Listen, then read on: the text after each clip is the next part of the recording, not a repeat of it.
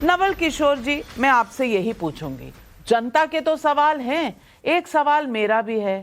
कल तक तो राहुल गांधी को मटन बनाना सिखा रहे थे लालू जी, इतना मटन सिखा रहे थे लालू जी, तेजस्वी जी। अब आज मटन छोड़िए, इंडिया गठबंधन के लीडर से भी इनकार कर दिया, कह रहे हैं ममता बनर्जी को आना चाहिए। ये क्या हो गया? ये कैसी फूट है? पब्लिक के सवालों के साथ एक मेरे सवाल का भी जवाब दे दीजिए।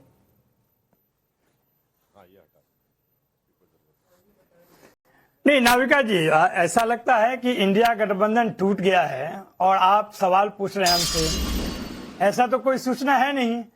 यहाँ पे जो गठबंधन है, गठबंधन में तो कम से कम बातें रखी जाती है और समय समय पे उस पर विचार भी होता है।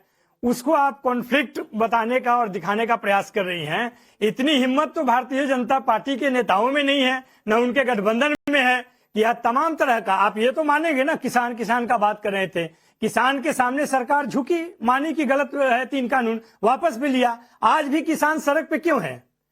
आप बताइए इसको। मोरल हाई ग्राउंड की बात कर रहे थे ना विपक्ष की। पक्ष का क्या मोरल हाई ग्राउंड है? जिसके साथ समझौता हुआ और उन्होंने माफी मांग के वापस लिया, क्या समस्या का समाधान हुआ? अगर हुआ तो आज क्यों वो आंदोलित हैं? आप कहते हैं कि मुद्दे नहीं बढ़ते। मुद्दे तो मणिपुर भी है, सरकार भी फेल है, केंद्र सरकार भी फेल है। क्या उस पर जवाब आप पूछती हैं? एक सवाल उनसे ही पूछ लीजिए। हमारे यहाँ तो बातचीत और बयान और ये जो विचार है, मंथन चलते रहेगा और इसी विचार मंथन के सहारे हमने सरकार के उतने अहंकारी 400 पार को सीमित किया या नहीं?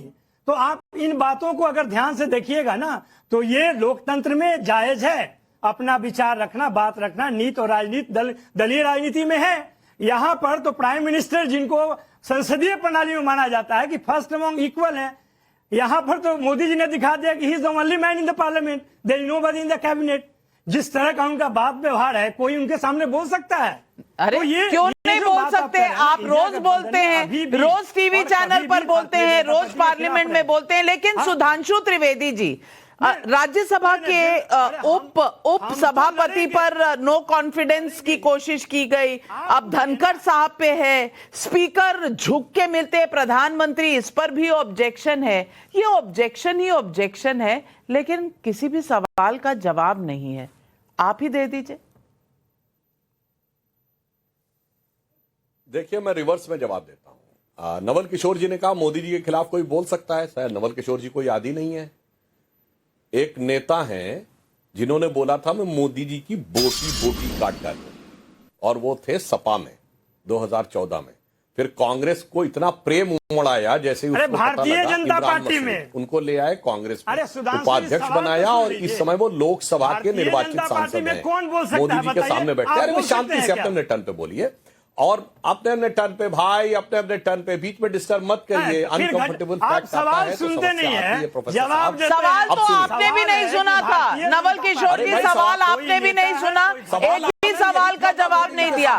उल्टा हमें नसीहत दे देते हैं कि हमें कौन से सवाल पूछने चाहिए। लेकिन अब सुधांशु जी बोल रहे हैं, अब सुधांशु जी बोल रहे हैं तो उनका जवाब सुन लीजिए। कोई बोल सकता है, मैंने जवाब दिया, मतलब का जवाब।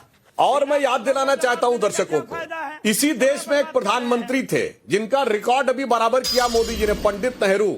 उनके लिए केवल मजरूर सुल्तानपुरी ने एक आर्टिकल लिख दिया था कि उनकी कार्यशैली में हिटलर की झलक मिलती है। नवल किशोर साहब, कान खोल के सुनिएगा। वर्मा जी 2 साल जेल में रहे थे, 2 साल जेल में रहे थे, केवल अखबार में आर्टिकल लिखने पे कि नेहरू की कार्यशैली में हिटलर दिखता है, और यहां मोदी जी की बोटी बोटी काट डालूंगा कहने के बाद निर्वाचित सदस्य हैं, इसलिए जब बोला करिए तो फैक्ट्स और तथ्य की जानकारी ले लिया करिए। अब दूसरी बात नवल किशोर जी ने जो कही और जो भदौरिया जी ने कही, इंडी गठबंधन से लड़ी हुई है, तो मैं बताना चाहता हूं इंडी गठबंधन सिर्फ मीडिया में है। सदन के पटल पर इंडी गठबंधन का कोई अस्तित्व नहीं है।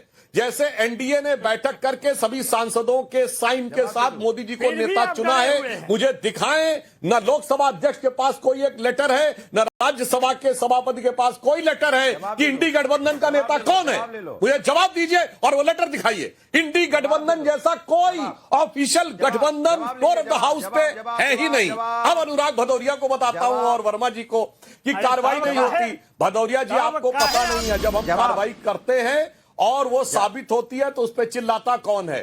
नवाइल रॉय सिंघम की कंपनी थी न्यूज क्लिक, जिसके ऊपर हमने कार्रवाई की। कांग्रेस से लेकर आप तक के सारे नेता जाकर बोलने लगे कि वो अभिव्यक्ति स्वतंत्रता के ऊपर हमला है, और बाद में वो न्यूयॉर्क टाइम्स, जिसको आप ब्रह्म वाक्य मानते हैं, उसमें स्टोरी छपी कि शंघाई से शिकागो तक पैसा आ रहा है कुछ देशों की सरकारों को डिस्टेबलाइज करने के लिए, जिस पर न्यूज क्लिक में भी पैसा आया था। आप बचाने के लिए गए थे, जब केवल बीबीसी के ऊपर केवल इनकम टैक्स का सर्वे हुआ था, जो उन्होंने कई साल से इनकम टैक्स नहीं दिया था, आप चिल्लाने के लिए गए थे। जब देश में 4000 एनजीओ थे 2015 में जिन्होंने 3 साल से अपना इनकम टैक्स रिटर्न नहीं दिया था, तब आप उसको बचाने के लिए गए थे। क्या करें, सोरस की तो कोई औकात नहीं कि बोल पाता, मगर सोरस के सुर में मिलाने के लिए इतने सारस यहां बैठे हुए हैं, उसकी वजह से उनकी हिम्मत हो जाती है। तो कार्रवाई कीजिए आप। और मैं चुनौती देता हूं अनुराग भदौरिया को। समाजवादी पार्टी के नेता राम गोपाल यादव जी ने तो कहा अडानी कोई मुद्दा ही नहीं है, उन्होंने कहा संबल मुद्दा है, उन्होंने कहा राहुल गांधी केवल औपचारिकता कर रहे हैं।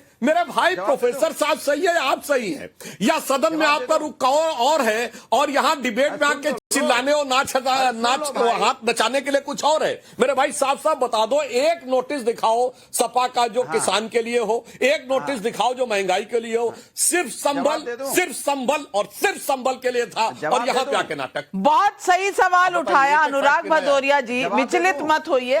अजय वर्मा जी आ रही हूं। अनुराग भदौरिया जी जवाब ले जी।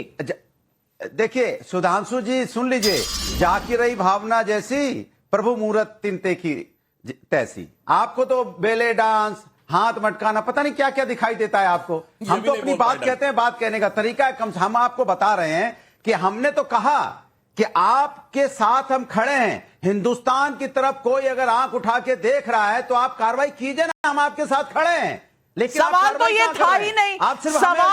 सवाल सीधा है, सवाल सीधा है। अनुराग भदौरिया जी मुझे बता दीजिए कि किस समाजवादी पार्टी के सांसद ने किसानों पर या महंगाई पर कोई भी सवाल पूछा हो, कोई भी मोशन मूव किया हो, मुझे बता दीजिए। यही सवाल उठाया था, इसका जवाब दे दीजिए, इधर उधर मत जाइए। 267 नोटिस दिखाइए किसान या महंगाई पे। सुन लीजिए, जवाब ले लीजिए जी। देखिए सुधांशु जी सुन लीजिए, आप पार्लियामेंट चलने नहीं दे रहे हैं क्योंकि आप चाहते नहीं कि हम किसानों पे सवाल पूछें, आप चाहते नहीं कि हम बांग्लादेश में हिंदुओं पे अत्याचार हो रहा है पूछें, हम महंगाई पे पूछें, मोशन तो मूव कीजिए, आप मोशन तो मूव कीजिए। आपने कोई प्रस्ताव रखा नहीं, आपने कोई प्रस्ताव रखा नहीं, और यहाँ टीवी डिबेट पर आपको किसान याद आते हैं, टीवी डिबेट पर आपको महंगाई याद आती है, लेकिन वहां पर कुछ नहीं याद आता। हर्षवर्धन त्रिपाठी जी, ये कैसा अविश्वास है जनता के साथ। जनता के मुद्दे स्टूडियो में होते हैं, संसद में नहीं होते, और संसद में हो हल्ला। बताइए संबल पे क्या स्टैंड है पार्लियामेंट तो। नविका जी, मैं आपको दावे के साथ कह सकता हूं कि एक दिन विशुद्ध मुद्दे पर आइए, बात कीजिए, कहिए। वैसे तो ये सारे मुद्दे हैं देश के मुद्दे, लेकिन आप एक दिन विशुद्ध मुद्दे पर कहिए कि आज महंगाई